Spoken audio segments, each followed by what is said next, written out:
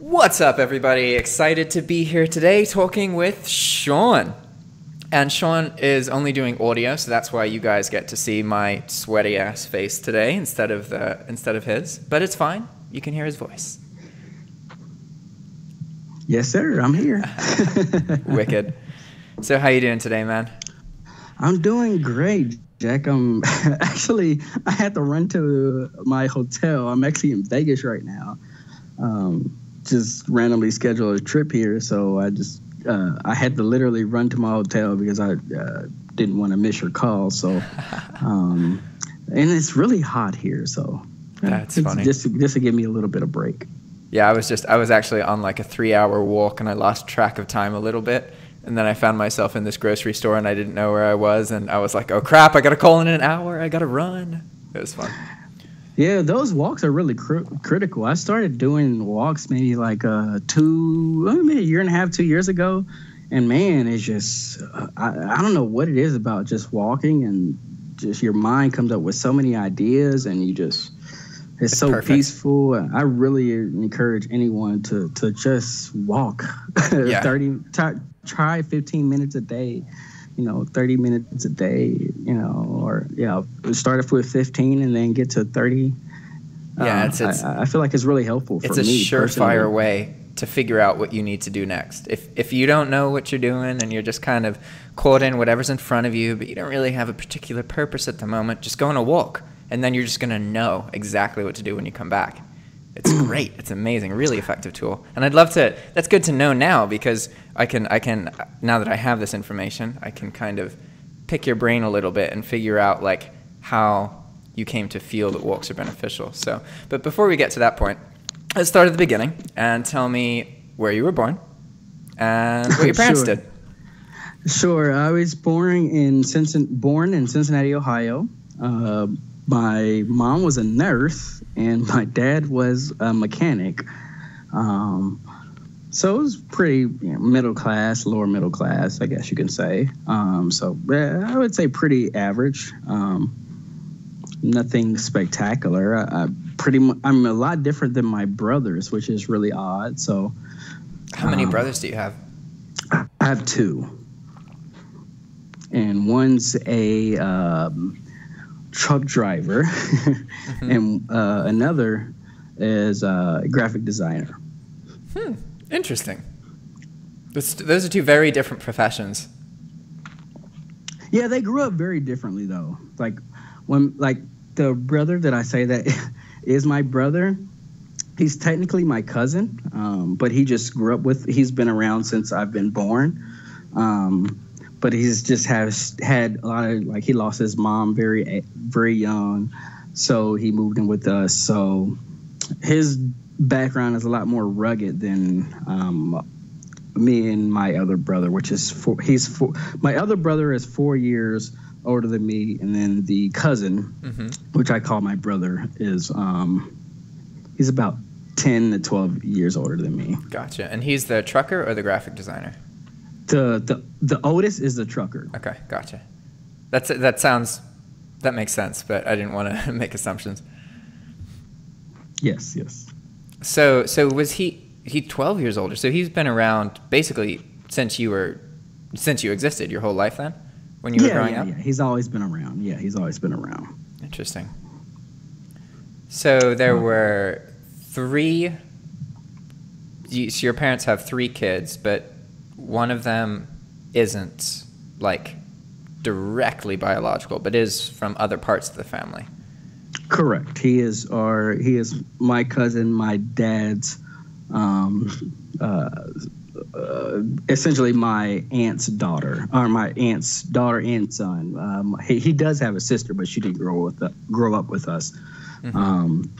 So essentially my dad's sister's offspring. He's quite lucky that he had another family to go to after his mother died. Losing a mother is one of the, if it happens when you're a kid, it's, I mean, I lost my father, and honestly, I think losing a mother is one of the worst things that can happen to a child, just because you need that nurture in your life, and typically mothers play that role. Fathers can absolutely play that role, but most of them don't. Yeah, and the fact that he's actually a truck driver, and he really does. Truck drivers make. I've actually worked in the truck driving business before as just a salesperson, and they do make fairly good money. Yeah, it depends what they're hauling usually. Yeah. Well, it depends on how frequent freight they get and how long the freight is. I mean, if you're driving every day long hauls, you're going to make money no matter what. Or even if you're with a company and they have you on a consistent routine or route, it can even be an hour or 2 hours away. You will do fairly well. And that brother has been a troubled brother in the past, of course, because of his parent has, I don't even know anything about his dad, which is really odd. And his mom dying, he did, I don't want to get too much into it, but he did have to go away for a few years, let's say that. Yeah, I'd imagine. Yeah. But now he really is, I'm actually really proud of him. He's got a family and he drives and he does well, so I'm really happy for him. That's good to hear. So it sounds like you were around. Your family was around growing up, I'm assuming. I mean, you had two brothers. Yeah, I would say that overall. Yeah, my parents did divorce when I was 10, and then I lived with my dad's a really big discipline, kind of a disciplined type of person. So he's really, really strict. But I will commend my dad because that really helped me propel in sports. Just his willingness not to accept mediocrity, and I think that has helped me in business as well. So I stayed with my dad and from when my parents divorced when I was 10, and I stayed with my dad until about 15, and then I moved with my mom until 17, and then I went to college after that. That's really interesting. So your parents didn't have some kind of arrangement where they were like shipping you back and forth for those years? You stayed mostly with your father and then through a period of time with your mother? Yeah, I honestly can't remember like the scheduling, but yeah, I did see my mom when I was with my dad. I believe it was once a week, or you know how those visitation things go. Yeah. So it was like once a week, and then it reversed when I lived with my mom. I would get once a week with my dad. Gotcha. So how far away were your parents living from one another? I don't know, maybe like 10 minutes. Okay, that's same good. Neighborhood. Yeah, I mean, sometimes this happens and people end up in different cities, so, it's a different story. I could see that being brutal if it's like in another state, and I could see that being brutal. Interesting. So growing up, I'm sorry, go ahead. No, go on. Growing up, we played sports. That was our thing. My oldest brother, he played sports, but he was never like really into it. My dad didn't get to groom him young enough, I probably assume. But my brother, he played football and basketball. He played football in college. I played the same thing, football and basketball. Got offered to go to college, but honestly, I was pretty burnt out with sports by the time that I was 17. Yeah. I was playing football since I was 6. That's a long time. And I didn't get any... I'm not really big, so I'm maybe like... Even in high school, I was not big. But I would say I was pretty good just because I've been playing for so long and I understand sports. If you got that experience, you get good. Yeah. So a lot of Division 3, we call them D2, D3 schools were looking after me or wanting me to come to the school. But at that time, I was just burnt out, and I just wanted to go to a big school and have fun. So I went to University of Kentucky. That was straight after high school? Correct. Gotcha. And so during high school, most of your time was spent with, I'm assuming, with schooling and then with sports after schooling. Sports, yeah. Sports. Those were like my best friends. The football guys more than the basketball guys. Those were my guys. So I was kind of not a jock. I don't know. It wasn't like that at our school. But yeah, I was around the football guys were my guys. Those were my guys. So when you went off to college, you'd started to feel burned out about sports? Can you explain what you mean a little bit more about that? Yeah. It's just I played football when I was 6. I started organized basketball when I was about 9. Mm-hmm. And it was a lot of pressure too, because my dad is like really like, you know, you got to average at least 15 points. So, you know, it was just a lot of pressure for basketball and football. And then once I kind of realized like I'm not getting any bigger, like I'm not a big guy. Yeah. It's just the dream is just not going to, like, I firmly believe that athletics is, I don't know about 50-50, but a lot of it, 50% is the athleticism, which is naturally given, or you can work on that. But I could never get to that point where some people just have an edge. Yeah. Like I said, Division II, Division III, but no Division I. I mean, I can't tackle a 6'2", 210 guy. You know, it's just not going to happen. So would you say that you were in sports to impress or to make your father happy, or was that just something on the side and it was also for you? I think my dad just introduced it. I don't know. Okay. We did like it. It's not like we loved it. You know, I played defense. You know, I love hitting people. It was fun. I wouldn't say my dad like forced us to, like, he introduced us to it, but we loved it. So I wouldn't say he's just like one of those parents that like forced us to play. It's once we loved it. No, there are a lot of people like that. It's not necessarily that the parent forces them. It's that the child will often feel a very intense desire to please their parent. Maybe when I never honestly felt that, Jack. Mm-hmm. I can't honestly say that.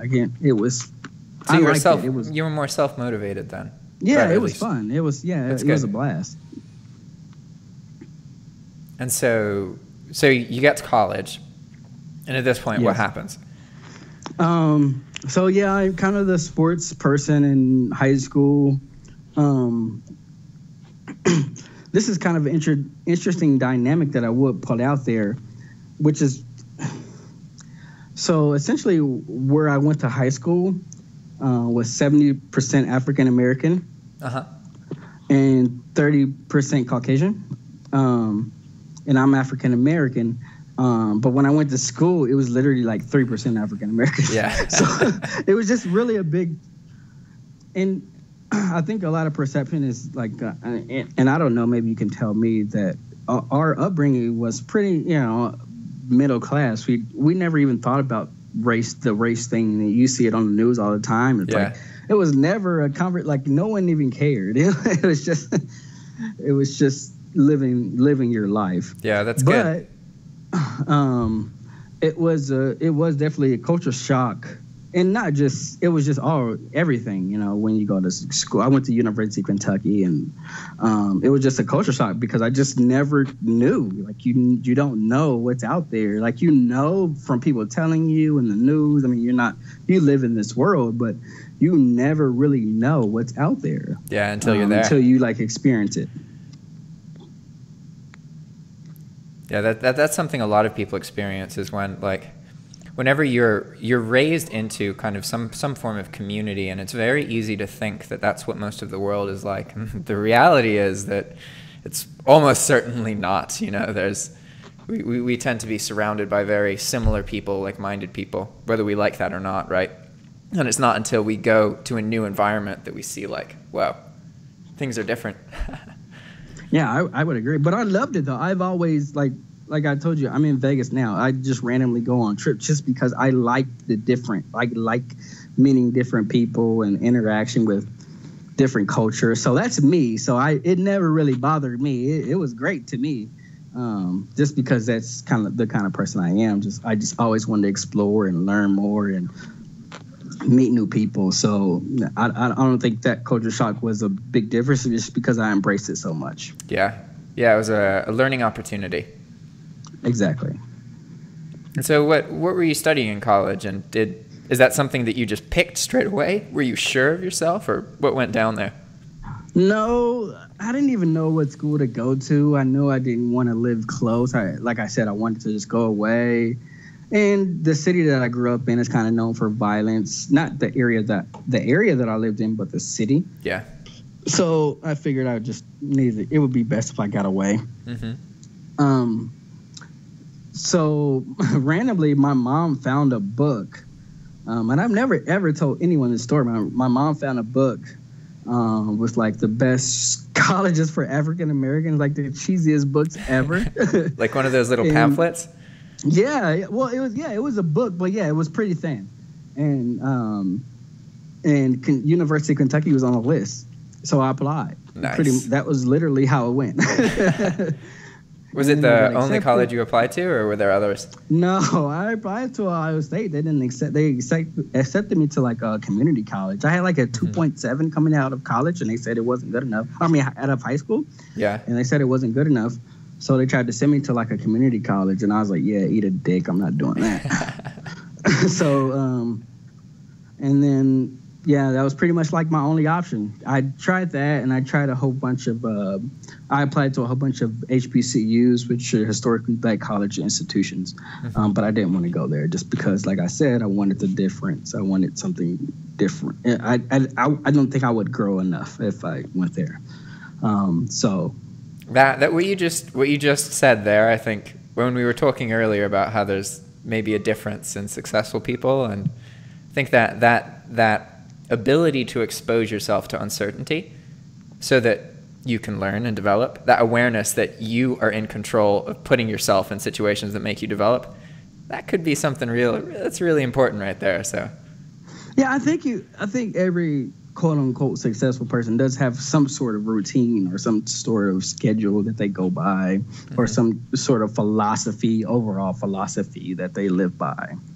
Mine is just to always explore and try new things and just work my ass off. That's pretty much my philosophy, and have fun too. Yeah, if you're not having fun, it's not worth it. Yeah, I mean, if you're doing the right work, it is fun, right? Yeah. So yeah, we did that, and like I said, I went to school there, and it was my college experience was pretty fun. It was, and this is part of the story too that maybe we can touch on later, is I actually almost got kicked out of the school. I was on academic probation and literally almost kicked out of the school. My first or second year. And, you know, my mom just called me almost crying, and was like, you can't fail, blah, blah, blah. And yeah, I couldn't fail just because, like, I couldn't go back home. Yeah. Just because, like, as I stated, my initial neighborhood was pretty good, but like the influence of like the outer cities, or, you know, the outer you people, wanted to get out. Yeah, it was not a good outcome. So why was that happening? Like, why were you just not interested in school, or why were you on academic probation? Keep in mind, this is coming from somebody who got kicked out of high school and college, so by no means should you like I'm really curious because I went through similar stuff. Oh no, it doesn't. Yeah, it's cool. It doesn't matter now. Yeah, I don't know. Well, first I didn't put my 100% effort. But I honestly don't think I needed the 100% effort. I don't know. I didn't get it. I didn't get it at all. Like I didn't study. So of course I'm not going to get it if I don't study. But I just didn't get it at all. It was like a foreign language. It was like, I don't know. I think when growing up in my high schools, like the teachers kind of talk to you like in your language. Like they don't try to like, I don't know. It was more equal. Interesting. And so you feel that your teachers were better in high school than in college? I think there's only a few teachers that I think were actually good in college or high school. So either way, it was only a handful. Interesting. Yeah. But yeah, like I said, I didn't work hard enough. So that's the number one reason. And then two, I just didn't get it. It was just so hard. But ironically, like I was failing. And then, like, the classes that I retook, like, I wouldn't even half the time would just, like, not go to class and just, like, smoke pot with people. Like, it was just, like, random. Like, I was enjoying the experience, but I wasn't taking So it you were serious more enough. you were more focused on kind of the social aspects than the actual school yeah, aspect. that was the whole deal. That's why I didn't want to go to like a small school when I Gotcha.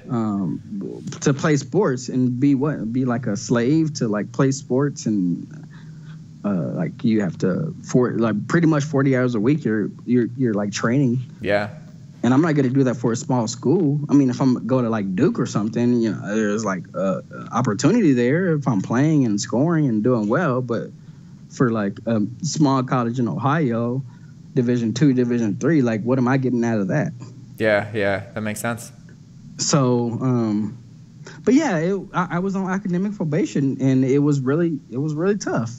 But I fought through it, and like I said, the classes that I took after the first year or the struggles, those classes were so easy the second time. And it's not like I remembered anything. I don't know. I just understood the system. Yeah, I've had that happen a couple times where like I wasn't paying attention the first time I took a class, but it laid down enough kind of basic foundation where when I went through the second time, it's like, oh, okay, I kind of like, I've been here before. It's a little bit familiar, even though I never learned it in the beginning. Yeah, I understood it better, but I was reading more and improving myself and looking into like starting businesses even back then. Mm-hmm. So that like helped. It was just easier. I don't really think that the work was ever that hard. I think just culturally, the wording was so like I didn't understand the wording. Mm-hmm. But once you understand the wording, it's all the same. It's like literally the same language. I know it's like hard to. No, once you know how to read it, yeah, I get where you're going. Yeah, once you, like those tests, those the SAT test, and like even those tests, I actually scored really well on my SAT. But like some of the words, it's like I don't even know. Like, what are you trying to say? Like, I feel like they just try to trip you up on the words rather than how much you really know. It's really weird. Just the wording is just really. I don't like those kind of tests. That's the biggest drawback of testing from an educator's perspective is that when you're using tests to determine how educated somebody is, you have to factor in the fact that like there's the subject matter and they can be educated in the subject matter, but in order to perform well, they also have to be educated in test taking and understand how to do tests well. And like they can be a master in their subject, but if they don't do well in tests, if they have problems with anxiety and feel really intense anxiety during tests, they're going to do badly even though they know everything. And it's kind of fascinating how much as a society, especially in the States, we rely on testing, and then it's just like we have multiple choice answers, and it's like, oh my god, it's silly. Yeah, I feel like there is a better way, and I don't have one, so I really want to ridicule. Yeah. But yeah, I just did not understand it at all, like the first time around. But the second time around, I totally got it, and it was so easy. Like I literally, after that point, I literally got straight A's. So you just had like a little bit of a rough start at the beginning of college, but it sounds like after that, you really got the hang of it. Yeah, I was literally on the dean's list every year after that, just because like I literally have nowhere to go. Like I couldn't, like if I go back home, I couldn't do anything. It was honestly I was probably gonna go into like some I was gonna be some form of criminal. Honestly, it's just because I wouldn't be able to make enough money if I wasn't. Yeah, man, and that's just being honest. Yeah, no, I understand. I've met like, it's easy to be judgmental of people, but like, I've met people overseas, and like, if I was born in a foreign country and I had children and those children were in danger and I could bring them into the States and give them a good life illegally, I would absolutely do it. Hands down, no questions asked. And like but also my mind wasn't expanded enough either. Mm-hmm. So I like had no idea about starting online. Like I knew about it, but it would have been years still to execute everything. So would you say that there's a turning point where you started to become aware of like business as an opportunity? Well, yeah, I've always had some form of business. Like even when I was a kid, I was that kid, you know, that I would do I would mow everyone's lawn in the neighborhood, shovel everyone's snow. I literally sold everything in my life. In high school, I sold these cell phones. And I graduated, I'll age myself. I graduated in 2003. So I was selling like Nokia phones. And I was pretty much selling them to all my friends. Interesting. Yeah. So by college, you had been exposed to that, or at least, you know, some entrepreneurial, that had kind of been something in your life for a while. Oh yeah. I've always been like that person in our family, and like a big saver too. So like if my my parents would like ask me for money just because I save every penny. Like I used to save every penny. I'm a little bit better about not being so stingy now, but this literally never came from a parent. I don't know what it was. It was just literally probably hearing my mom say 1,000 times that she didn't have the money for this or that. Yeah. So then I told myself, hey, I'm never going to have that problem. That's good. Saving's a good habit. But you're right. It's definitely a balance because like I know somebody, a friend of my, one of my really close friends who had like $20,000 saved up, right? So think of all of the opportunities to spend money and spend time with people and all that she gave up, and then she lost all that money. And it's like, fuck. Like she got screwed. Like she lost out on all of those opportunities to spend time with people and make connections, and yet then didn't get any of the benefit of the saving. So yeah, I do believe. sad. Yeah, I do believe there is a balance. Like you can't be like I don't know if you've ever read the book. It's by MJ DeMarco. Have you read the MJ DeMarco book before? No, I haven't. Millionaire Fastlane, I believe. Millionaire Fastlane. Oh, okay. I have heard of that book though. Amazing book. If anyone's listening, that is the entrepreneurial Bible. That and the 4-Hour Work Week, of course. The Millionaire Fastlane, you said? Yeah. Gotcha. It's very detailed. A very great book. Man, it's a great book. His forum. I've actually met a few people from his forum. I think it's the Fastlane. I think it's literally called the Fastlane Forum. And they have meetups, and if you're into entrepreneurship, you should definitely go into the Fastlane Forum. You will learn a lot. And that was part of my training or learning getting into entrepreneurship. That's really cool. Yeah, I've heard a lot about that book and the 4-Hour Week book, the 4-Hour Work Week. You haven't read it? No, actually, which is funny because like I found I was doing that. I was living in Nicaragua, dropshipping, earning money in the States, had a virtual assistant in Morocco. So like I know the gist of it because, you know, that book came out a while ago and people have read it and then like incorporated it into their courses and training. So the information is very accessible, but it is something I do intend to read. But it's more than the gist of it. Like when you listen, or I usually listen to audiobooks, but when you listen to the book, it's just almost like it's not 10 years ago. Like you can see some things, or probably 15 years. He made that book in 2007, so over 10 years ago. Yeah. You can see some of the differences, like some of the companies that he references are no longer in play, but like the book is so relevant still. If you read it, you're like, it's kind of scary. I was reading it last year, and it was just, I learned a lot. It helped me out, and I felt like I was, doing okay as an entrepreneur, but just reading it again really helped me out. That's really cool. Have you ever read The Power of Intention? No, I've never even heard of that. Yeah, so that book is what had that effect that you're describing on me. It was the first thing that came it gave me a framework to get expected results out of my life. Whereas before, I just didn't really understand how things worked. I didn't understand how to apply myself, and that book kind of opened my mind to that you kind of become your thoughts. So if you have these regular thoughts, then all you have to do is figure out how to act upon them and get yourself out there, and then get yourself to be exposed to the people that you want to become like. And as long as you do that, everything just kind of falls into place. Nice. I can see that. It kind of reminds me of the Power of Thinking Big book.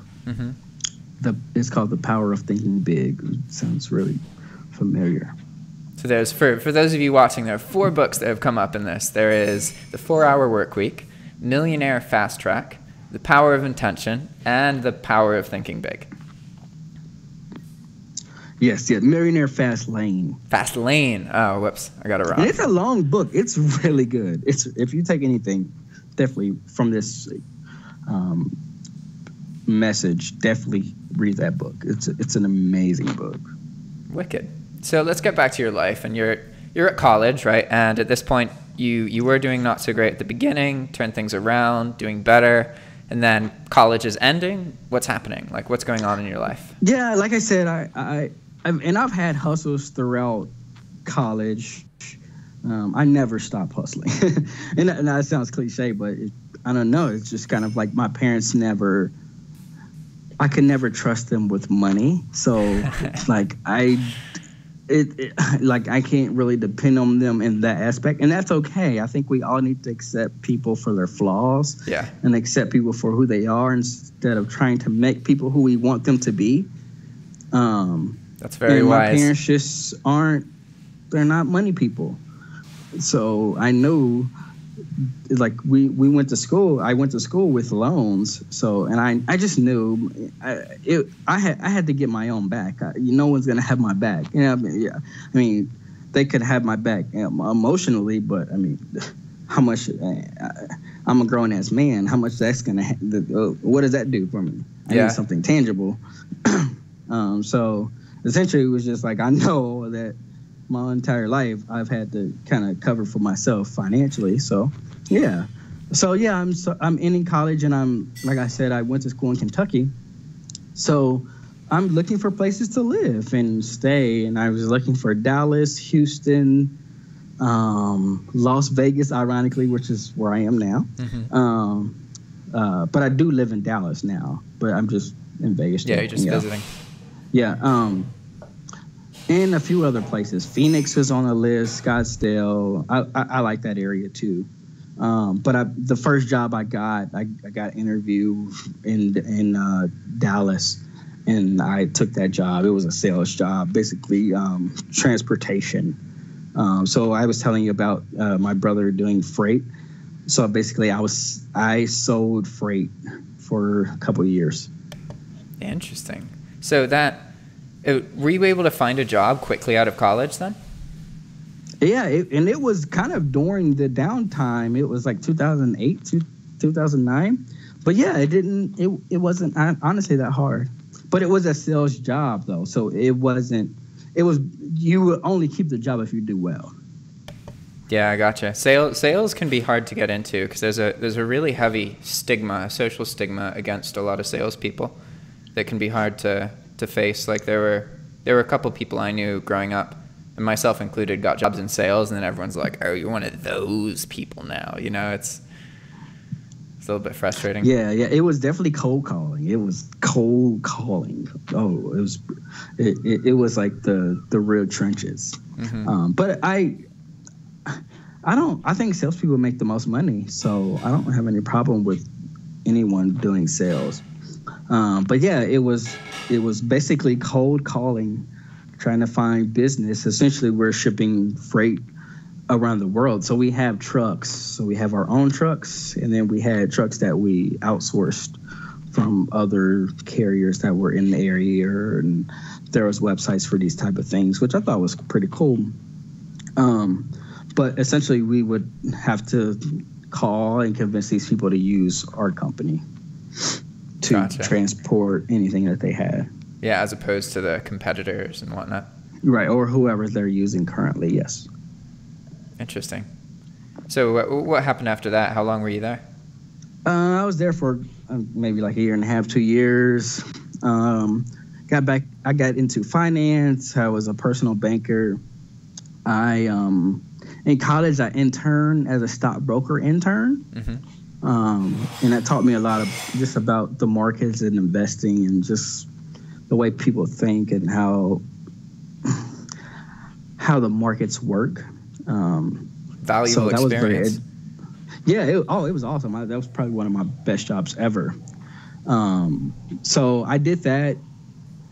Okay, so when I did that, because I really want to focus, I think people, I want to give people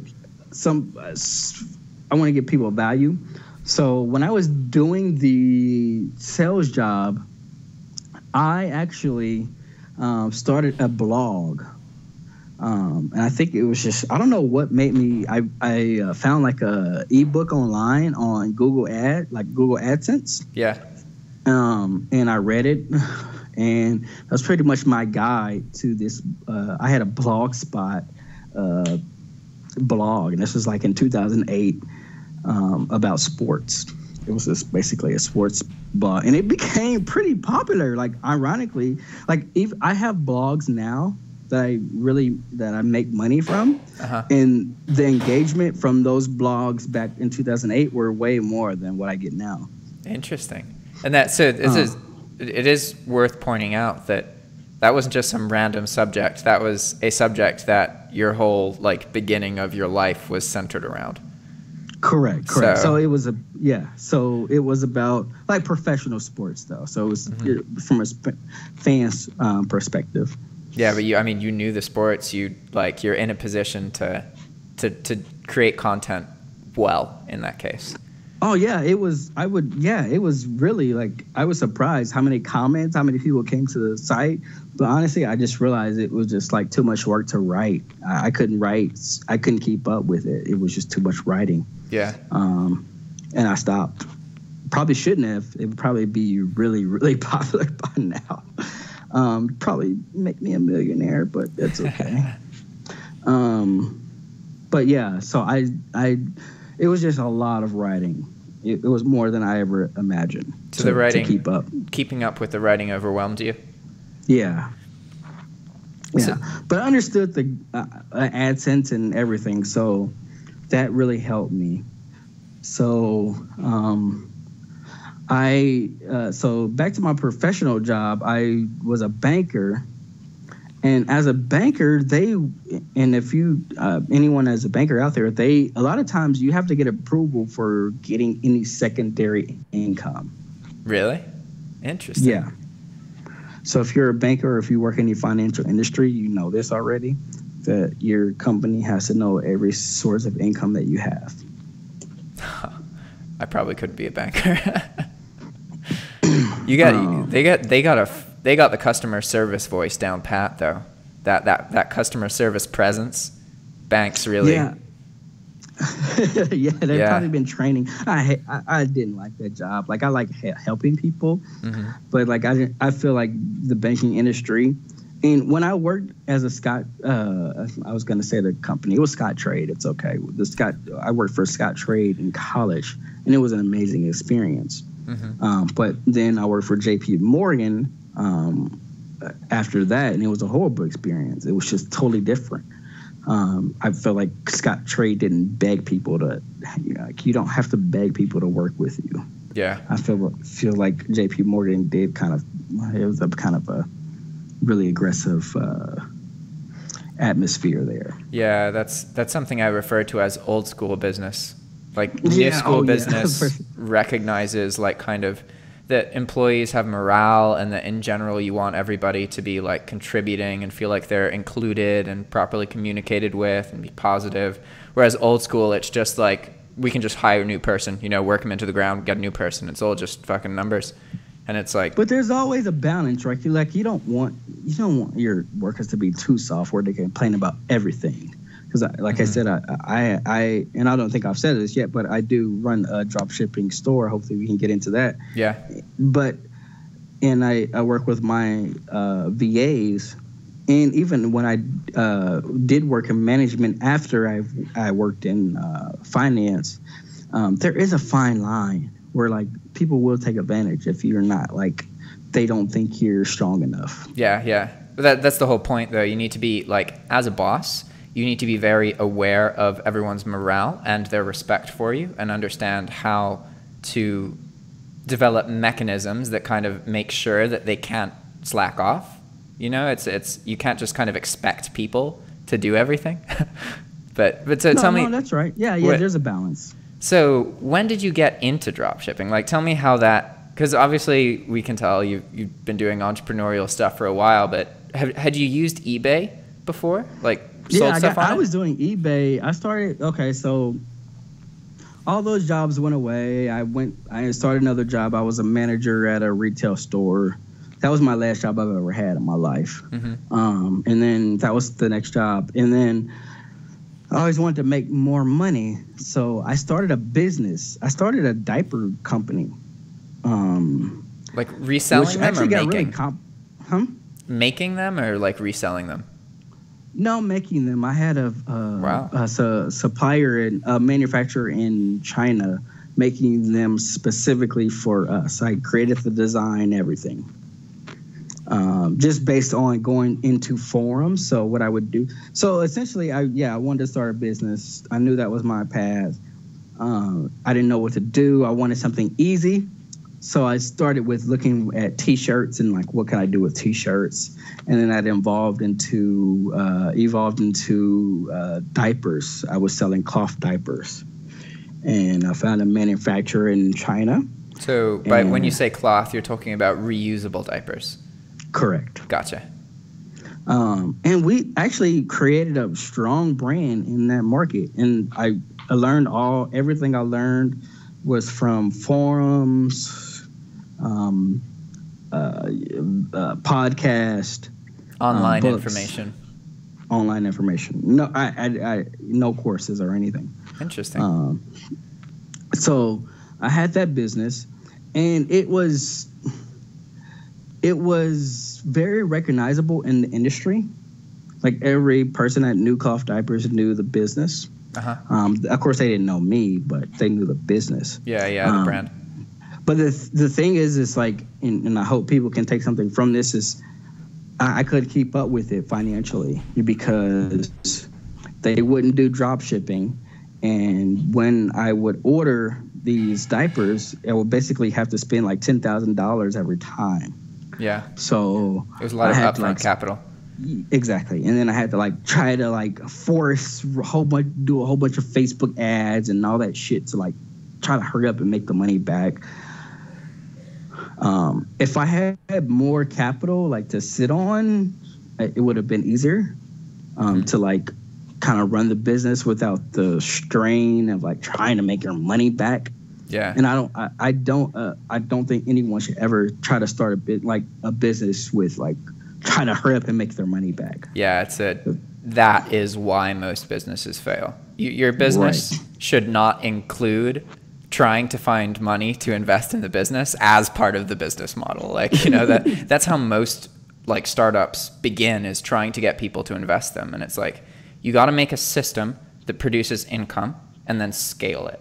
And then maybe you can start doing experimental stuff with like other people investing in you and that kind of thing. But you don't have to like do it that way. You don't have to start in a way that even enables you to fail. You can just experiment until something works on a small scale and make it big. I agree. So that business essentially did fail. I like lost all my money. Like literally, I was like under $1,000 like lifetime money because of the business. But the thing is, like, the business had a lot of recognition. People love the diapers. Like I said, I created it just by going through forums and like listening to the moms say, "Oh, I hate this about this diaper. I hate this about this diaper." So I would literally like copy and paste and like send it to our manufacturer and say, "Don't do this, do this, do this." Yeah. But it just, if I had more money, I could be more patient. Yeah, that makes sense. So after that, I was like, man, and okay, so I quit my job. So I was working in retail, and like I said, the diaper business had a brand. Like we were in like stores, like we were in some of the biggest like stores in that industry. And this was all just through me. I didn't have any VAs or anything. It was just literally emailing people and calling people. Yeah. Just from like Pat Flynn templates and shit. That's crazy. That like, man, honestly, like people pay hundreds of thousands of dollars for a degree that teaches them something. So even if you lost money to that venture, like the fact that you did it, like you must have learned so much from that, especially if you were doing all that yourself. You weren't outsourcing that. Like that's valuable experience. Yeah, for sure. Yeah, I think it was. Oh, for sure. But I quit my job to continue on that business because, like I said, some days we would do amazing. Like I would have like $1,000 days, like sales, and like the profit was amazing too. So it's not like drop shipping profit. It was like real profit. Yeah. But it's just I couldn't keep up. So I like hit a real downturn in my life. Like I didn't have. And I'm used to like having, like I'm the savings person. I'm used to having some money in savings. So I was down to like shit. So then I read a few books on eBay, and from working at the retail store, I understood clearance and how the differences in prices work through that. Yeah. So I started doing eBay that way. So I was traditional reselling on eBay. Correct. Gotcha. So I was doing that. So I started doing that, and I was making money fast. Like it was doing okay. It actually got overwhelming just because it's just like you can't keep up with it. I feel like the drop shipping method is more scalable. Yeah. Yeah, you have but a fraction. even if you hire people with the other method, so I was doing another method so I was getting pretty big pretty fast. I feel like eBay is kind of one of my callings. I'm pretty good at eBay. So I was doing eBay literally every week, every day, going to garage sales, the whole nine. I read everything I could on the subject. So then after that, I couldn't do that any longer. I just didn't like running around to different retailers and all that shit. It was just got exhausting. So then I started buying eBay lots on eBay. So I would buy like a lot of like I know what would sell at that point. Yeah. Because I have been doing it for a while. Like I know exactly the categories, the items. So every day in the morning I would have those categories, and I would just basically bid on items, like lots. So it'd be like walkie-talkies was one of the biggest lots that I used to buy. You would buy these at auction? Yeah, eBay auction. And how much? What would you say your average purchase price of a lot is? Because that, like, honestly, being able to source and sell on eBay is something that a lot of people would like to do. It was hundreds of dollars. It was usually I would never purchase if I couldn't sell it for 3 times that amount. Gotcha. And usually it would sell. My goal was 3 times that amount in under 2 weeks. It's a good amount of time. So usually all my items sold within the 2 weeks and for 3 times the profits, 3 times what I paid for it. Nice. So that was my like eBay deal for a while. Like I totally different than drop shipping. Yeah. That is what I did. But getting into that, man. Drop shipping, you don't have to find the item, you don't have to test the item, you don't have to clean the item, you don't have to ship the item. Like there's just so much less time you have to spend things on. So I relate to that. It's not as scalable. It's not as scalable for sure. But well, you can scale it, but you gotta put in the work. Gotta get employees. Yeah, you can scale it. Yeah, for sure. It's and especially if you know the categories. Like I would not buy anything that I know would not sell. Yeah. So I did that for a while, and then while I was doing that, and keep in mind I was flat broke when I was starting this shit, just because I got broken by that business, and I was doing the eBay thing, and then I got into Kindle publishing. I think that was 2015. I started doing Kindle publishing, of course, from forums and YouTube, and just learning through different people, the community. Yeah. I started doing that, and that pretty much brought me out of poverty. I started making like pretty good money doing the Kindle thing. Well, I wouldn't even say Kindle. So you're talking about ebooks, publishing ebooks? Correct. Well, it's not even ebooks. It was ebooks, the hard copy, and then the audiobooks. So all 3. Interesting. So wait, I'm confused. You wrote a book and sold it, or? I wrote some of them.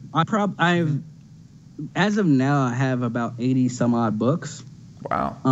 I've probably written under 10, but when I first started, I was writing them. So what subjects are some of those books about?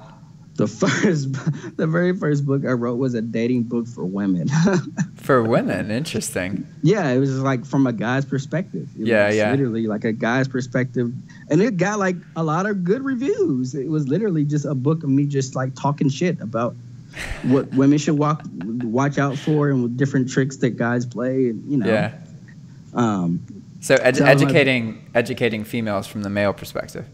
Correct. So I did that. I mean, that book never a book bestseller. That was just like my first book to test it out. But like the first few days, it was started making money. Yeah, so. Man. When it comes to making a product, it doesn't have to be a bestseller. If all it needs is to get purchased a couple times, and then you're like, whoa, I can make stuff that people will buy.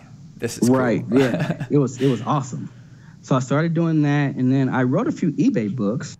Actually, I wrote I think 4 eBay books, maybe. Uh-huh. Just on the method I was using, which are very helpful. I'm not trying to promote it though. I don't want to tell anyone. But so how long were these? Like, say that you were going to read one of these books. Are they? I get the impression they're a little bit shorter than like regular books. Or are we talking? Yeah, like if I can remember, books? they were under 10,000. They were about 10,000 words. Okay. I have no idea how many words are in a regular book. I think the books were like 50 to 100 pages. Okay, gotcha. So yeah. That's really cool though. So you've got an experience working on. Wow, that's interesting. So I did that in 2015. I was kind of doing a lot of Kindle publishing, and I was like started like kicking ass, like making like 6 figures a month doing it. But of course, that was because, and I'll be all honest, say that was because I found a few hacks, and I necessarily didn't find them. Other people found them, and I learned them. Yeah, hacks. But of course, as many hacks go, they don't last that long. Yeah. And if you're into entrepreneurship or online marketing, you know, like a lot of the hacks are temporary, and I'm all for the temporary hacks. Just know that it will be temporary. Yeah, it's important to understand that's a very, very common mistake with dropshippers as well, is that they think that just because they've gotten results for a period of months means that their life has changed and that those results are always going to happen. The reality is, especially with things like dropshipping, it's very up and down. You can think that you got a system down, but unless you've been doing it for a couple years, it's highly unlikely it's going to last unless you continuously adapt. Yeah, you never know. You never know, even with any of these businesses. Yeah. So I did that, and like I said, I started making money. You know, I was back on track. But then those hacks, Amazon caught on to those hacks, pretty much kicked everybody off the site that was doing that. Mm-hmm. And that's also what I do, like to warn people that do eBay dropshipping, or if you're doing anything on eBay or these third-party platforms, they have the right to kick you off at any time. Yeah. You don't own that. You don't own anything. Yeah. You don't own shit. That's like with Walmart. Like a lot of people are like, oh, Walmart's not dropshipping friendly. And it's like, look, if you look in their terms of use, they reserve the right to cancel your order if you're a reseller, right? But they also reserve the right to cancel your order if you're just a personal person. They reserve the right to cancel the order regardless of who you are. You don't have any. That's not your. Yeah, you have no control. Yeah. So I was doing the eBay thing, and I was doing the KDP. I call it KDP, Kindle Direct Publishing is what it's called. KDP.amazon.com. Yeah, KDP.amazon.com. That's how you can sign up your first book. Anyone can do it. Literally anyone can do it. I mean, and I'm not saying everyone will buy your book, but yeah, but anybody can. You have to learn how to do the covers that people buy, and then you have to learn how to write the copy that people want. Like, it's not just you just throwing shit up, you know. Yeah, that's really cool. So I did that, and then I was, like I said, I was doing the KDP and the eBay thing at the same time, and then I started doing like an Etsy dropshipping method that I will never tell anyone what I was doing. Etsy, that's funny. The last person I talked to also tried dropshipping from Etsy. That's interesting. Oh, really? What happened? It just kind of came up very briefly. I don't remember the specifics. But it's funny because I'd not really heard of that before, and so you brought it up as well, so it's funny. I mean, it's not legal. Like, you will get kicked off, especially if you don't know what you're doing. Yeah. You'll get kicked off the first day. But like what I was doing was a really big gray area. Mm-hmm. Like the products weren't mine, which Etsy wants you to do. They want you to create these products. Yeah, that's their thing. And sell them on there. They weren't mine, but a lot of them were custom. So I was kind of on that gray area, and I was making pretty good money doing that for a while. That shit worked for like a year and a half. Mm-hmm. I was killing it. I was making like $2,000 to $6,000 a month. That's awesome. Just on Etsy. And so that's like kind of at this point when it comes to e-commerce, that's like 3 big things you got going on. So you got the Kindle stuff, you got the Etsy dropshipping, and you got the traditional reselling on eBay, right? Correct.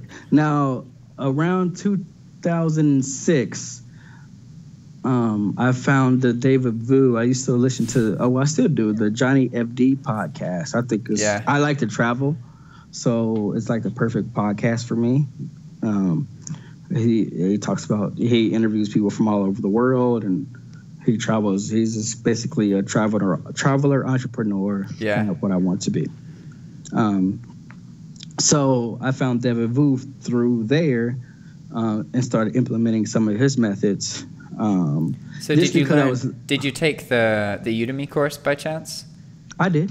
Mm-hmm. Interesting. You know that. So this is a little bit of a quick tangent, but one of the things I'm working on is trying to make like a kind of historical timeline of people who shared dropshipping information, because there's some major people who made a lot of information that used to be very private, very public, right? And so my understanding is it kind of started with this group called DS Domination. And then that was like the group that started to kind of share that information and monetize the sharing of that information, right? And then there was this David Vu course. And obviously there's tons of other courses, right? But when you look at the amount of students and the number of people who were influenced, like 3/4 of the YouTubers and individuals who dropship that I interact with were all David Vu students at one point. So it's that's why dropshipping is fucked up now. Don't get me started. Like seriously. But I did get that course, and then I did that through 2016, the fourth quarter, and we did pretty well. So I had that. I still was doing the traditional, but I was trying to get away from it just because it was just too labor intensive. So you were manually posting items. Yeah, for sure. Did you have any virtual assistants at that point? But they were selling though. It wasn't like I was just like, they were selling. Yeah, no, I understand. I just weren't posting just to post. Yeah, but did you have virtual assistants at that point? Is that something you dabbled in yet? Yeah, all the businesses that I told you. Well, for the Kindle publishing, I did have VAs to write some of the books once I got more sophisticated. But other than that, it was all me. Everything that I just told you. I was doing the drop shipping, but I started to compare the numbers from Etsy to dropship, like to eBay. In my Etsy, I was getting like 50% profit on Etsy. Wow, that's a lot for drop shipping. Yeah, like it was, and I don't want to say what I was doing just because it won't work. They're gonna kick you off. So it's just, but yeah, I was doing that, and like I said, last year, 2007 July, I got that email from Etsy, and they were like, "Yeah, you're done." So that must have been a rough day. I'm still on there technically, but I just can't do that business model anymore. So I'm just trying to figure out what I want to do. You can do print on demand, like they're more acceptable to print on demand now. So you can do T-shirts and coffee mugs and all that. So I do that on Etsy, but it's not like it used to be. Yeah. So then I started doing drop shipping. Had ups and downs. Like I said, the Etsy was making so much profit that like the eBay drop shipping came secondary, and I really didn't like it just because I didn't feel like the margins were that great. Yeah. But I did notice that the November months were incredible. So November is absolutely the best month of the year on eBay. At least. Yeah, for sure. Yeah. So I still had my page up, but I really didn't do much with it. And like I said, I was tired of the old school way that I was doing it. Yeah. But then last year, like August or July, I decided to start doing eBay dropshipping again, just because I feel like that's probably one of the things I'm good at. So I do that. So I started doing that, and then I do have I have blogs as well. So I have like blogs that I make money on through like Amazon affiliates and things of that nature. That's wicked. So so right now what I'm doing is I'm doing eBay drop shipping. And like I said, I don't feel like I'm that great at eBay drop shipping. I mean, I feel like I can make money, like I'm profitable every month. But I can make from like, it's very volatile to me. I can make from like $2,000 to $10,000 a month. So it can be like, and this is profit, like 2,000 profit to 10,000 profit. Yeah, that's quite a difference. Yeah, so it's very unpredictable, and it's just, I don't know, I'm trying to get away from it now, honestly. Like, I like it because I do have VAs now, so I have 2 VAs, and I've been working for months and months and months to get them to do their own thing and training them and how I want them to do everything. But now I'm doing that, and I have the various websites that I have up, and I still make money from the Kindle publishing. That's awesome, man. It's good to hear that you got multiple streams of income, because that's ultimately, like, when it comes to being entrepreneurial, that is where stability comes from. You can't expect any one thing to always work, but if you have like 10 different things, then, you know, if you get an email and one of them goes down, you know, you don't have to question your whole life at that point. No, you're right. Yeah, I do believe in that philosophy, but I also believe in a philosophy is like, if something's working so great, like I know I've been in online forums forever. I know how it goes. I can tell if you're a fraud. I can tell if you're making it up. I can tell if it's bullshit, and I can tell if it's real. Yeah. But a lot of times, like I can see like a lot of younger guys, I would verify that it's real, that they're making really good money running these drop shipping sites. And I'm not talking about eBay. I mean, like these drop shipping, like, yes. Yeah.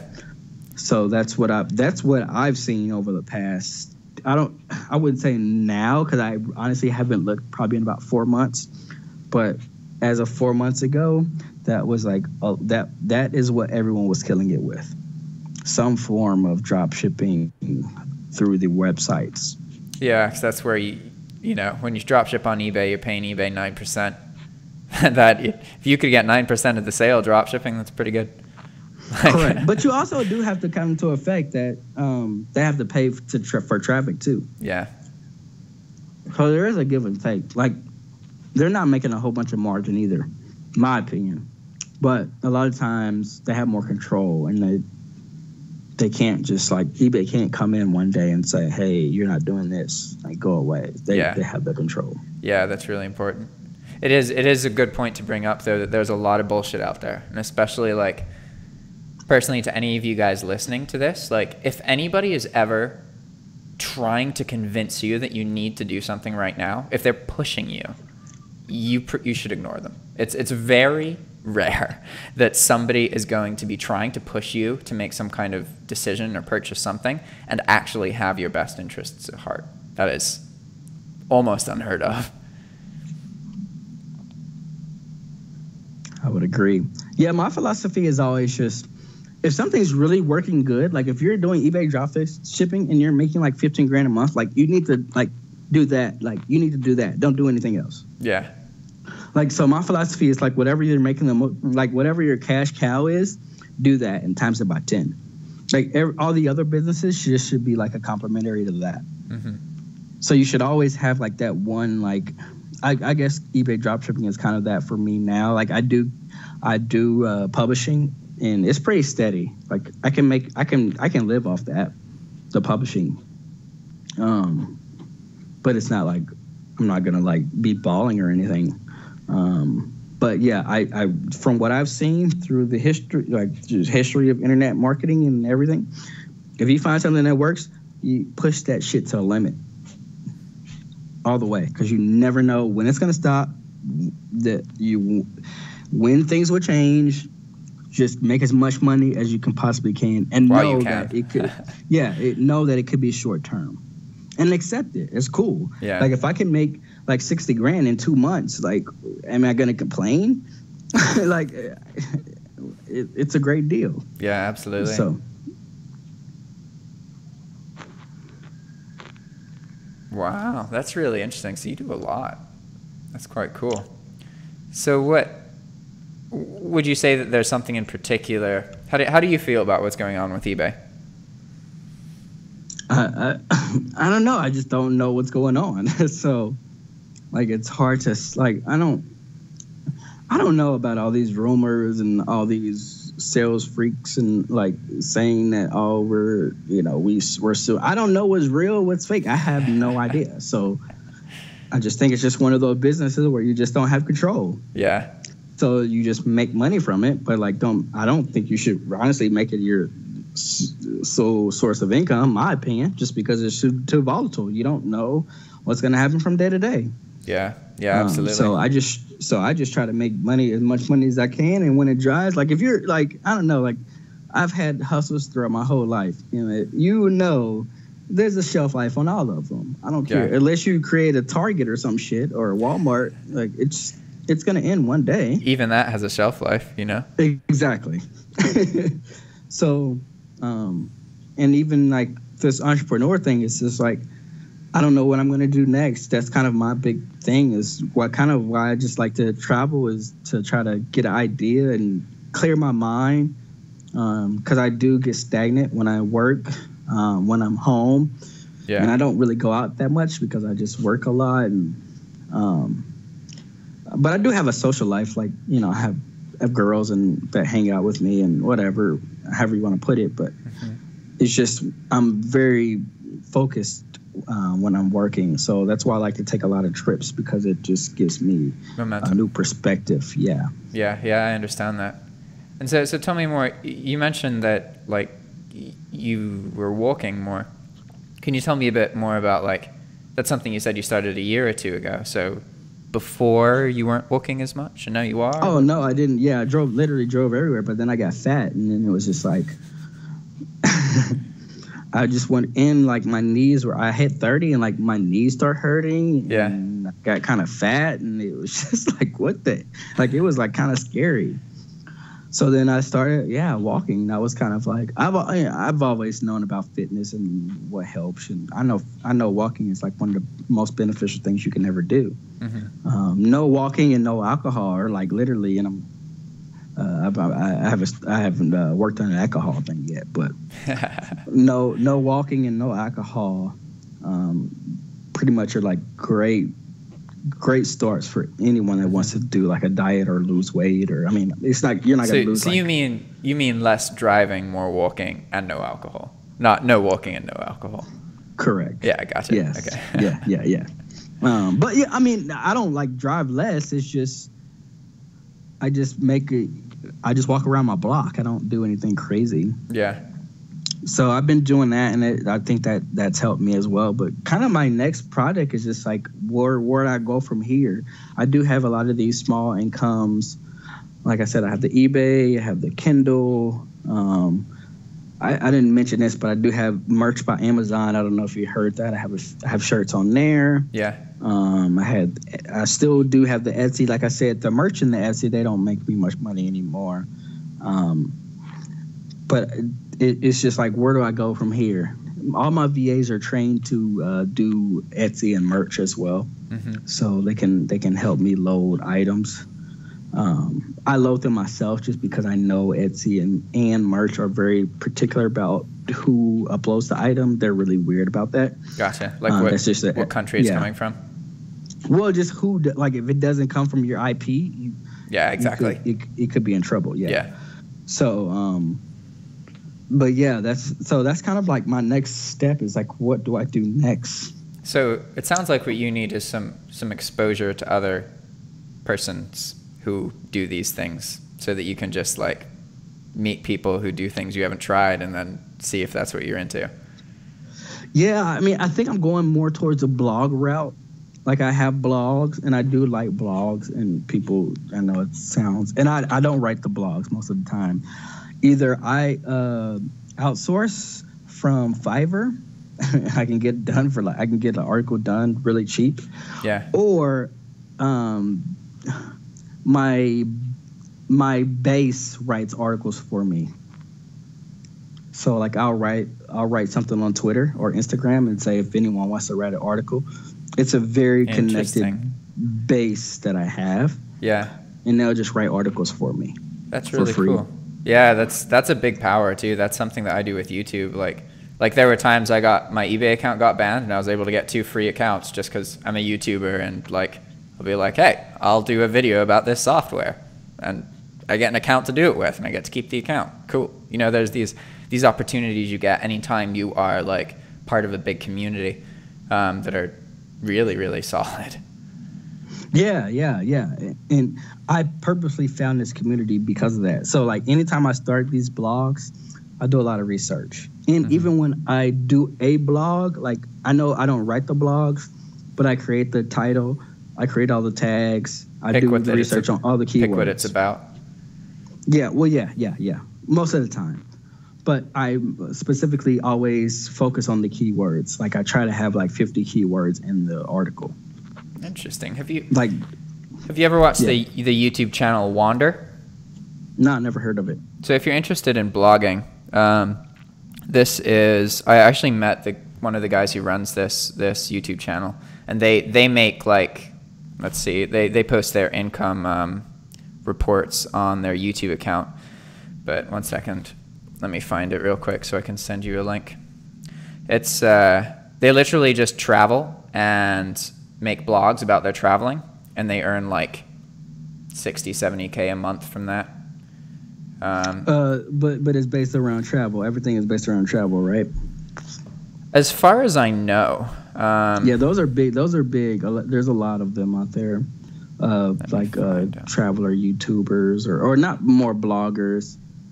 So, but the fact if they make that much money, that's pretty impressive because a lot of them don't make that much money. Yeah, and like I've met these guys in person, and I had some really interesting conversations with them. I'm spelling it's W-A-N-D-R. Is that right? Yeah, Wander. All right. But so they have like 3 YouTube channels. This is actually the wrong one. They have a traveling YouTube channel, but then they have one about blogging. Create and Go. That's what it's called. I've heard. I think I've seen Create and Go before. Yeah, and so they make like bank, like really. But I use a lot of like I don't know. I use a lot of like high level tactics when it comes to blogging. Yeah, I'm telling you, man. If you haven't talked to these people or you haven't looked at their content, like they do a lot of that kind of stuff too. A lot of their blogging comes from like manipulating Pinterest in order to get traffic to their blog, because Pinterest is huge. So there's a lot of that, and they're very like, just you know, I'd encourage you to check it out just because of the interest that you've expressed so far. Yeah, I'll definitely. Yeah, for sure. That sounds definitely right up my alley. But I like, a lot of, and also hopefully this helps someone as well. A lot of the best information I always get from like smaller people, like smaller bloggers, like not like super big or like have a huge name. The smaller bloggers, they give the best information. Yeah, that's because they have to actually give valuable information for it to like even show up. Whereas big bloggers can just be like, oh, eBay doesn't allow free returns anymore, and then everyone's like, "Oh my god!" Because they're big. Yeah, yeah. Or they tell you, "Oh, what's the secret to?" And I saw this on the eBay, and it was another guy named John or something. Yeah, John Lean. Forget that. Yeah. I caught him out just because it was. He literally said on a video, how do you become successful on eBay? He said work hard. Like, is that like the biggest insult to anyone ever? Like, why wouldn't anyone not be insulted by that? Don't get me started. No, it is pretty funny. That's like actually a recurring theme that comes up in interviews as well, is like people have this concept of needing to work like all the time. And like, you know, I'm learning how to do these videos and what I want out of them and that kind of thing. And for me, it's more about like learning about what these other people think. So I'm not going to really usually share how I feel.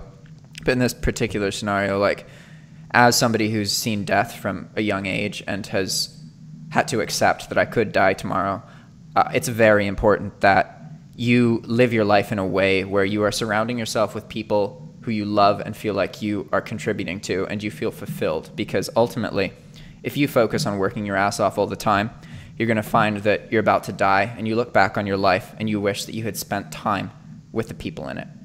And that's really important not to let that happen. There definitely is a balance there. But I just think, like, if I'm going to give information to people, like, I'm not going to tell someone to, like, if I'm going to give people information about a specific topic, I'm not going to tell people to work hard. Yeah. Like, that's doesn't just help. Like the biggest thing. Yeah. What do you, like, why am I here? Like, I just don't get that kind. Like, I've seen it. I know when those words are used, it's setting you up to say you something big that, I mean, I don't know if it works or not, but I just know it's just rhetoric. It's just empty. Yeah. And you know that I've been in e-commerce since 2013, so I see it. Like, it's just so easy for me to see. I can see it a mile away. Yeah, that's very valuable to be able to see that, because you can sink so much money into shit, you know, like, and not get much out of it if you're not careful. Yeah, but I think, and the reason I actually did a call, I don't do interviews or, like, you know, I don't even want my face out there just because I just feel like it just brings more issues. But like, I will only talk to you just because I think you really helped me too when you were doing the eBay, your bulk, because when I first started listening to John, I was doing kind of what he was doing, is just like the bulk. And then I learned how you were doing it and saw your method, and I was thinking, I probably can't do it that way. So what I personally do with eBay is I usually focus on specific categories or types of items, if I can say that without saying it. That's kind of my strategy. Is I focus on specific items or specific brands. So it's kind of like the same thing I was doing when I was doing the other method. Yeah. It's just like the specific brands that I know will sell, the specific types of items that I feel will sell, or types of items have sold in the past. So it might not be an item that has sold before, but that type of item has sold before, usually. So that's kind of my philosophy. Is I don't snipe. I probably should do more sniping, honestly, because the items that I have sniped overall do sell well. I mean, I cannot deny that. Yeah. But I don't take the titles, or I try to change the titles though, just so I don't get sniped back. Yeah. But yeah, I feel like that. But I feel like, yeah, knowing what sells and going through your, like, even though I'm here and I'm hanging out, I'm definitely going to spend a day figuring out, like, looking deeper into some of my sales and, like, why, how can I get more items that are selling up that set, you know. Yeah. So that's kind of my dilemma is also I don't want to spend a lot of more time on eBay anymore. Yeah. That's honestly, like, that's why I've always done bulk, is because it's like, it's different, it's interesting, and it works for me because it gives me information that I can monetize. It's not so much about the dropshipping itself, it's about the effect that the work has on myself as an individual. Like, I've had to learn to be able to work with lists of hundreds of thousands of items and understand what's in those lists and how to remove the bad products and pull out the good products without actually reading the list, right? And how to manipulate all that. And that's all very, very useful because it's enabled my brain to think on a much, much, much larger scale. And so now, kind of regardless what happens on eBay, it has brought changes into my life. So it's funny that, like, for me personally, like, I have not made much money at all bulk dropshipping.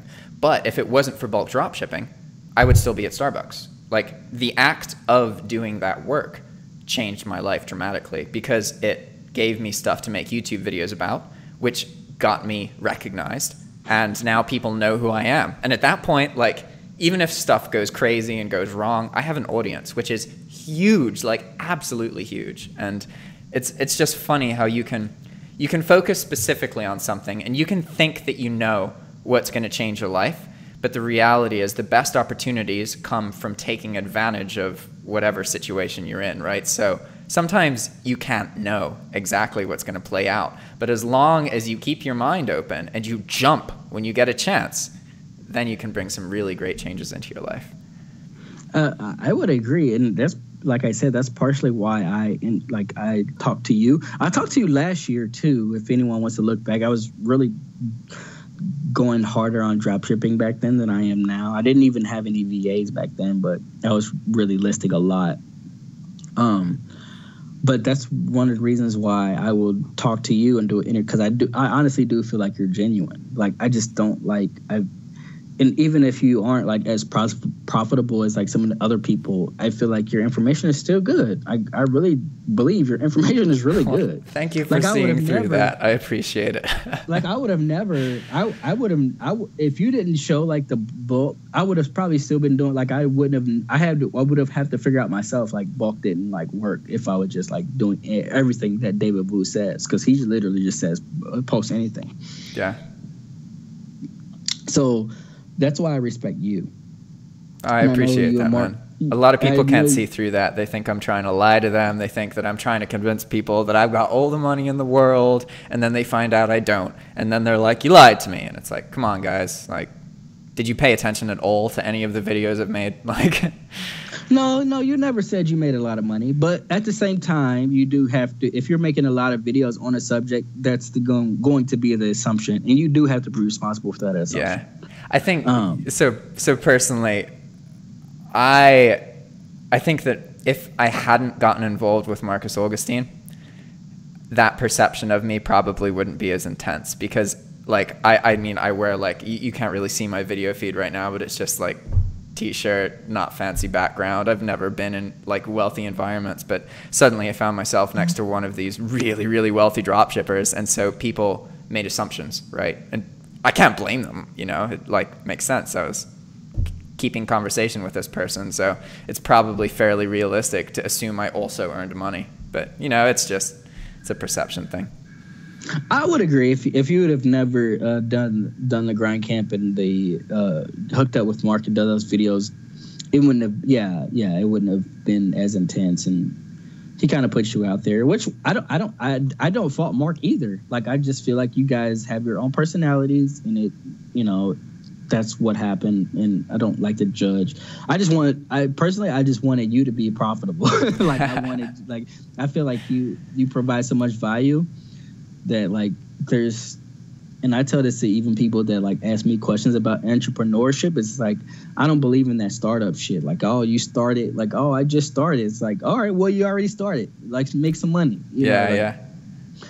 I do firmly believe, like, if I'm gonna do something, I'm not trying to like rip people off or anything, but like, I feel like if I'm going to do something, I have to do it to make like money. If I'm going to put my time into it, I'm not going to waste my time if it's not going to make money.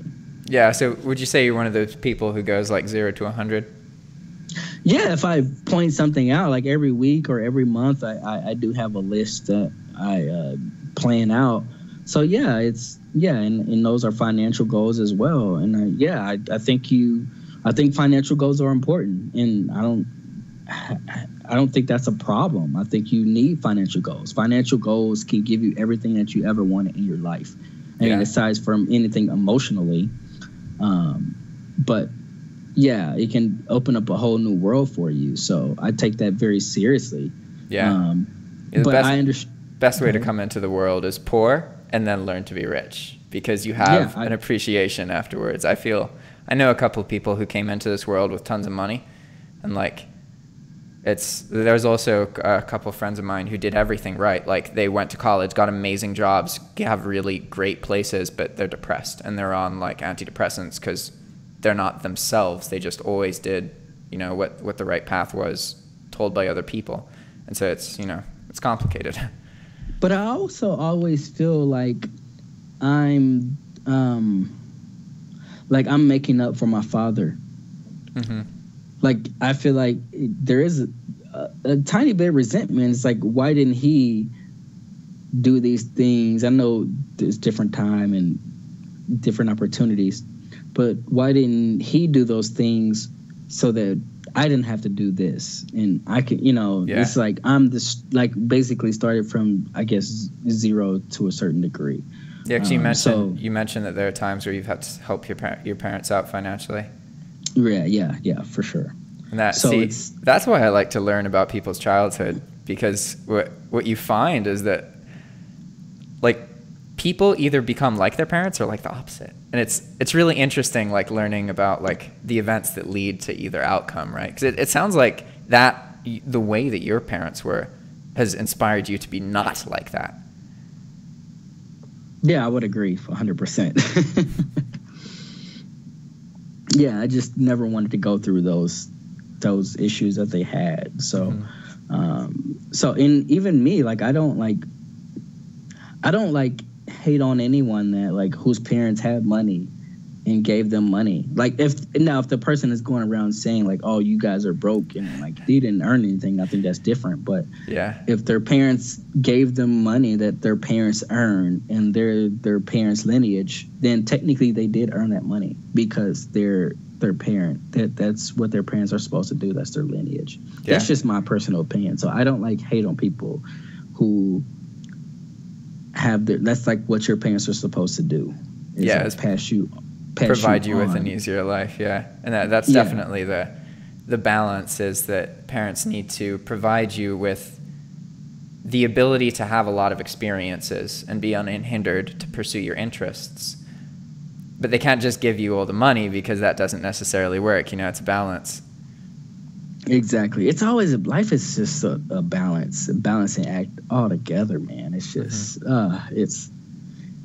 it really is just a balancing act. And I love life, so hopefully if anyone gets this message, it's just to keep pushing. And there's so many opportunities, financial opportunities out there, business opportunities. Even if you're not doing eBay dropshipping, there's so many ways to make money online, and it's not a cash grab. You have to learn how these opportunities work and how these platforms work, so you can exploit them to your favor. That's what money is, exploiting things to your favor. So that's kind of what my message is I want everyone to be, I firmly believe in entrepreneurship, so I want everyone to at least study entrepreneurship. Even if you don't have a business, I believe every American should have a side business. Yeah, I mean, it's a huge benefit to being in the States, is our access to, like, online income. So much, man, so much. Like, I'm a part of several groups and a lot of travel groups, and a lot of these guys like to go overseas, and of course a lot of it has to do with the women, which I'm not. Me too, but I also feel like they're not maximizing the opportunities that they actually even have here too.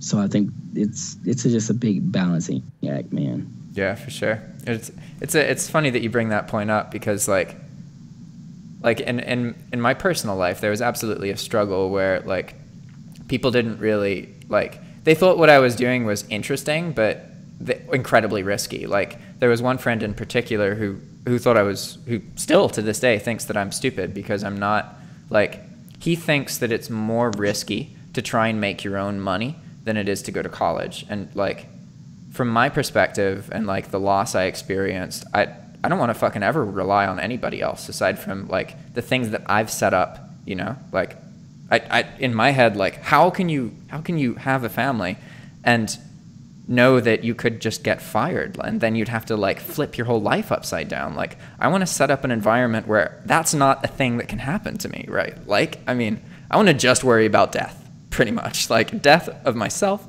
and death of the people I love. Those are the things that should take me down, not getting fired from a job, right? No, have you read or listened to Earl Nightingale at all? No, Earl Nightingale. Yeah, lead the field is kind of what you're saying. He was a big motivational speaker for entrepreneurs, and like I don't want to say the year. I would say between 1950 and 1980. So it's an older book. Yeah. But Earl Nightingale is awesome. So he talks about that exact same thing, how even back then, how starting your own business was actually less risky than working for someone else where all the dependency is on them. Yeah. So yeah, Earl Nightingale, when I first started entrepreneurship, it's really hard for me to listen to a lot of the motivational stuff now, but I would like immerse myself in all that, every philosophy possible. Yeah, that's kind of what the beginning is all about, is just convincing yourself that it is possible. Because that's what I was trying to get at before I got sidetracked there, is that a lot of people are going to act like what you're doing is really risky, and they're going to act like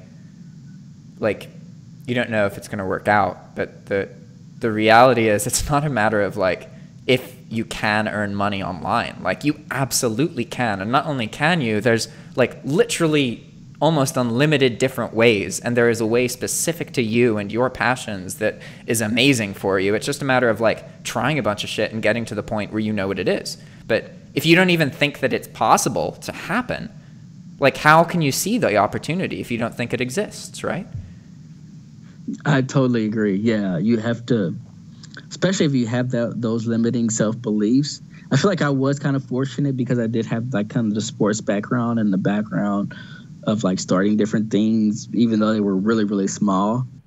Mm-hmm. Like I always believed it would work, like on some level, even though the first one like failed miserably. I never even thought that it wouldn't work, and it still technically did work. I literally still get emails from customers like, "Are you ever gonna bring this back?" So I know it did work on some level. I learned how to build a brand, and I learned how email lists work and how to work on these funnels that I was doing, like these crazy funnels back then. The stuff that I don't even do now that I'm thinking about. It's kind of crazy. I was doing like these crazy funnels, or I would set up these I would run like a Facebook ad, and then I would set up these pages to every step for the customer to go through.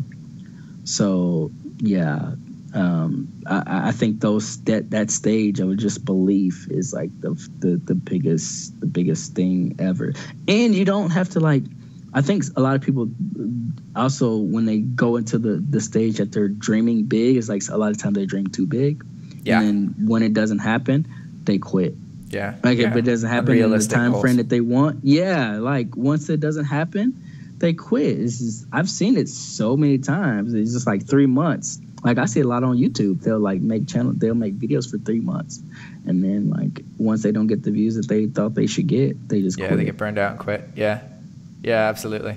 People are like that a lot though. Like, I mean, a lot of my friends are like that with the weed. Like they're like, "Oh, I'm not gonna smoke weed anymore." And it's like, dude, just smoke less. I do that. Other people do that. We've been talking about that.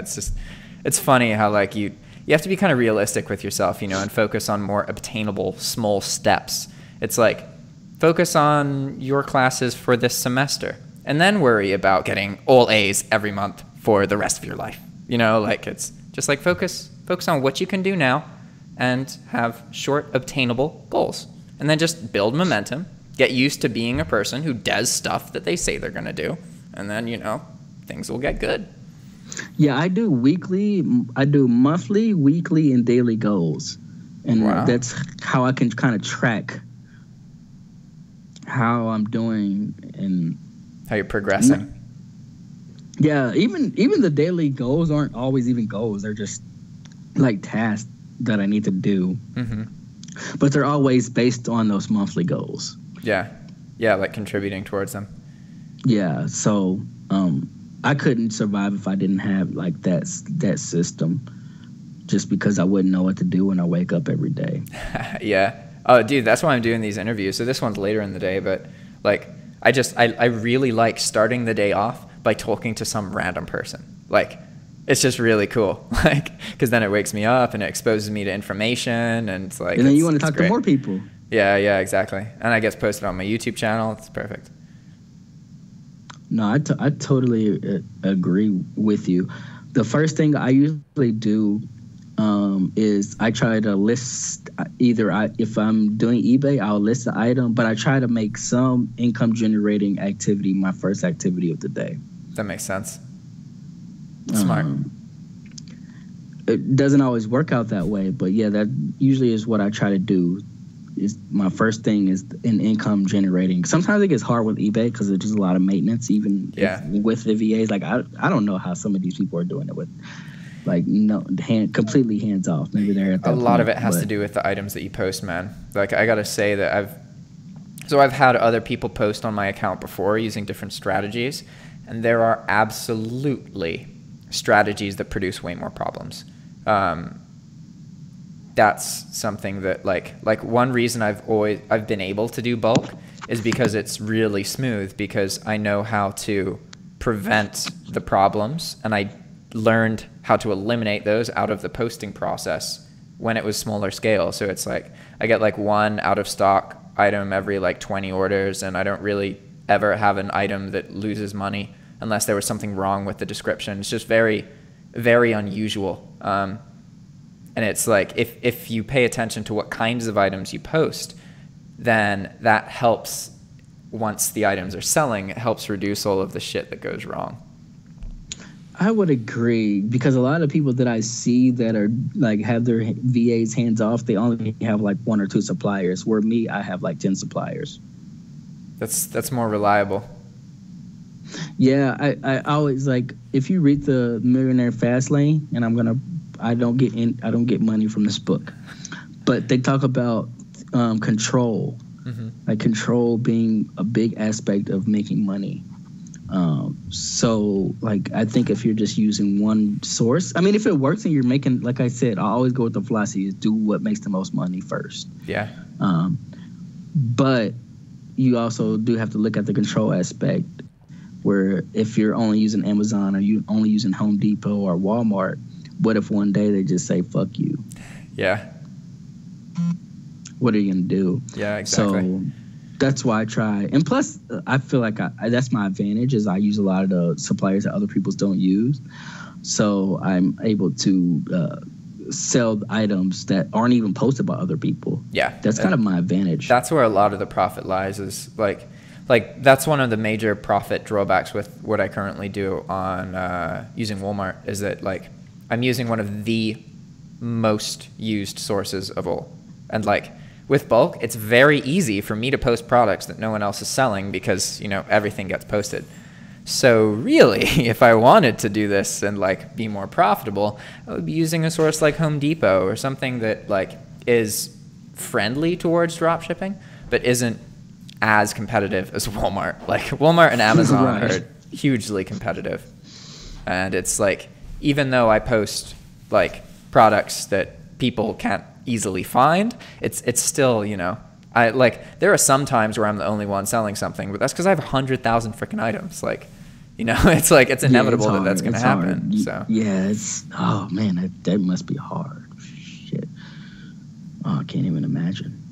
Yeah, and honestly, like right now, there's so much shit just happened. I have no idea what's going to happen. It's likely I'm going to lose my account because eBay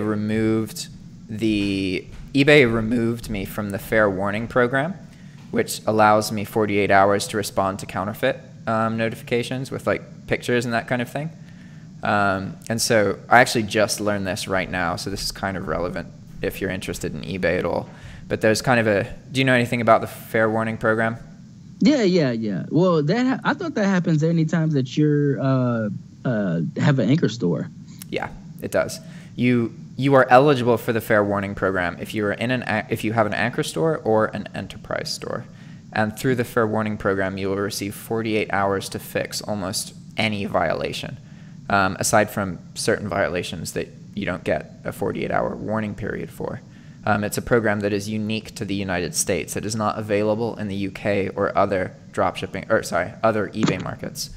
However, I was just told that because The purpose of the fair warning program is to allow you to revise your listing and replace the copyrighted images with new listings. And as far as eBay is concerned, they're only giving you the fair warning so that you have an opportunity to keep the listing live. So as a drop shipper, I don't have these products. So when I'm told that I can't use these images, usually I just I get rid of all the violating content and I take the listing down. Because I've done that so regularly, they don't consider me to benefit from the fair warning program, so they just straight up removed me from it yesterday or today. And I called them and I was like, is there anything I can do to get back in? And they're like, nope. So. Oh shit! I need to check my email then. But yeah, that's crazy. That's I don't know. It's interesting, but it's very specific to bulk because with 100,000 items, you're just so much more likely to come across bad products, right? Just inevitably. Yeah, I've also noticed I feel like so I talked about this in one of my eBay books. Mm-hmm. And like I said, I'm not here to promote any of my eBay books. You don't even need to know the name.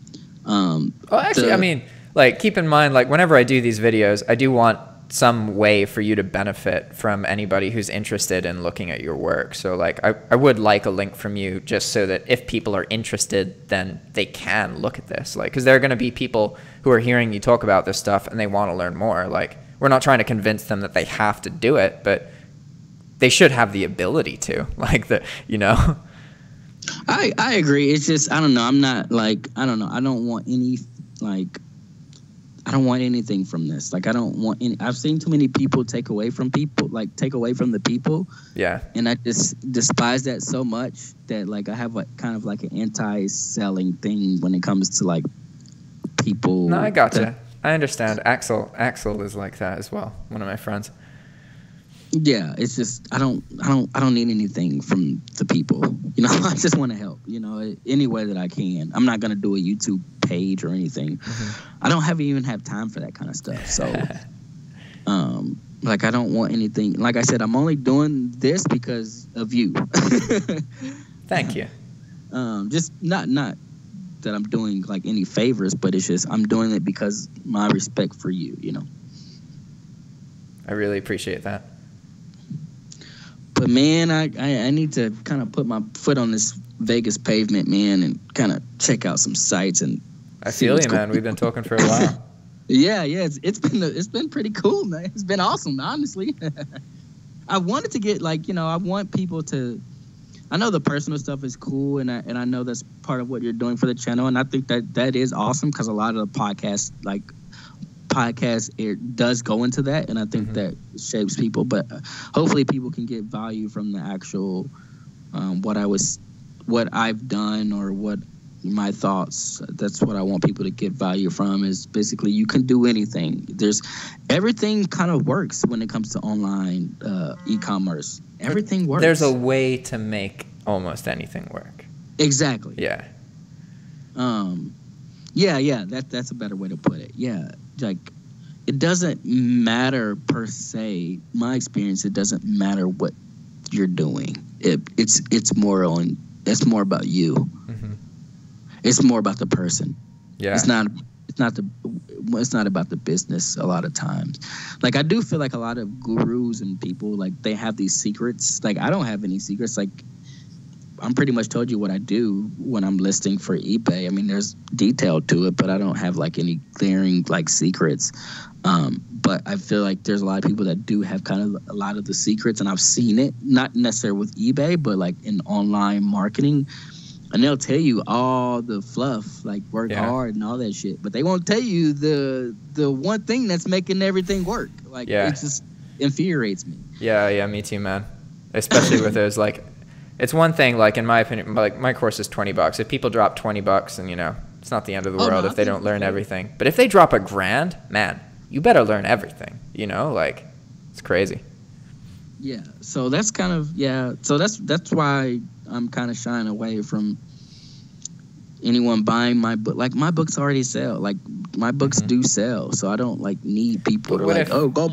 Like, Go my buy point's my- here, what if somebody likes your perspective, they likes the things that you've talked about, and they would actually benefit a lot from being exposed to the stuff you've written? Like, they have no way to access that, you know what I mean? So, like, I really understand where you're coming from about not wanting to come off the wrong way and make people think you're trying to sell them shit.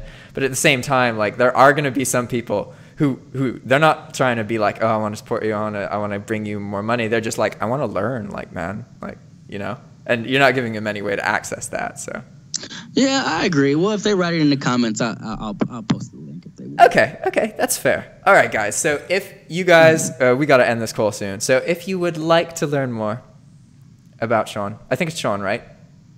That is correct. Yeah. Okay. Cool.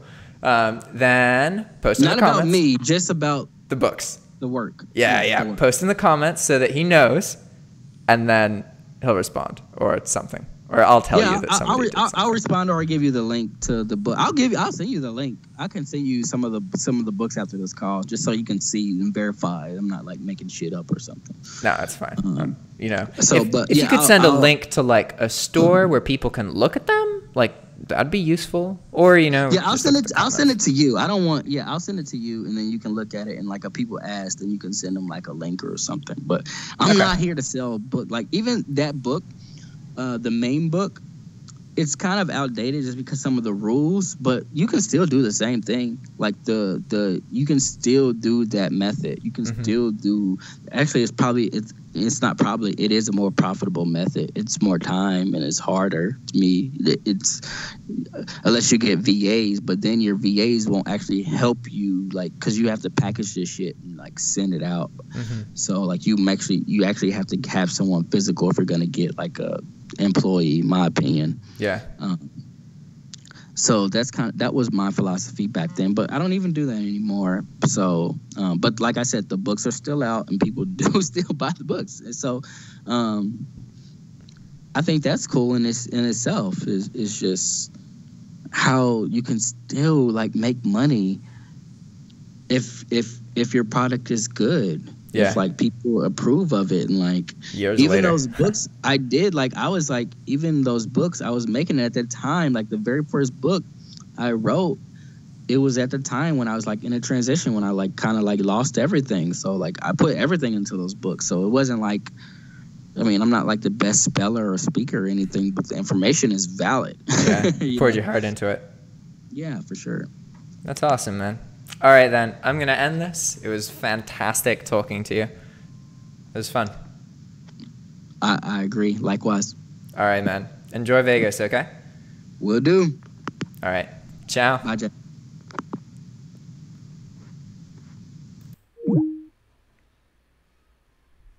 Cool. See you guys.